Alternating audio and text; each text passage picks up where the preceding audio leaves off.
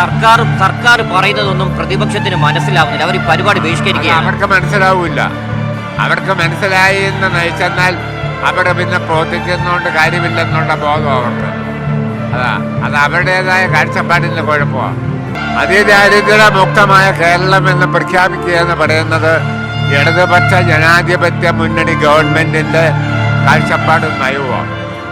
അതിനനുസരിച്ച് ഒന്നാം പിണറായി വിജയൻ്റെ ഗവൺമെൻറ്റും രണ്ടാം പിണറായി വിജയൻ്റെ ഗവൺമെൻറ്റും മുൻപ് 57 മുതൽ കമ്മ്യൂണിസ്റ്റ് പാർട്ടിയുടെ നേതൃത്വത്തിലുള്ള ഗവൺമെൻറ്റുകളും ഈ കേരളം ഇന്ത്യയിൽ ഏത് സംസ്ഥാനത്തെ കഴിഞ്ഞും മികച്ച എല്ലാ രംഗത്തും പുരോഗതി ഉണ്ടാക്കുന്ന ഒരു സംസ്ഥാനമാക്കി മാറ്റിയതിൽ അതിൽ കമ്മ്യൂണിസ്റ്റ് പാർട്ടികൾക്ക് വലിയ പങ്കുണ്ട്.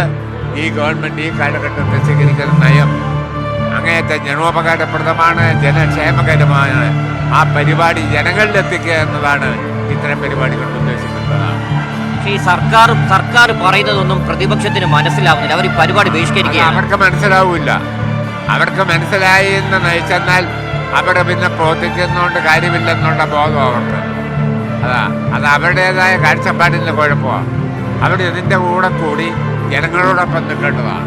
അത് നിൽക്കാത്തത് അവരുടെ പാപ്പരായ രാഷ്ട്രീയ നയമാണെന്നാണ് എൻ്റെ അഭിപ്രായം.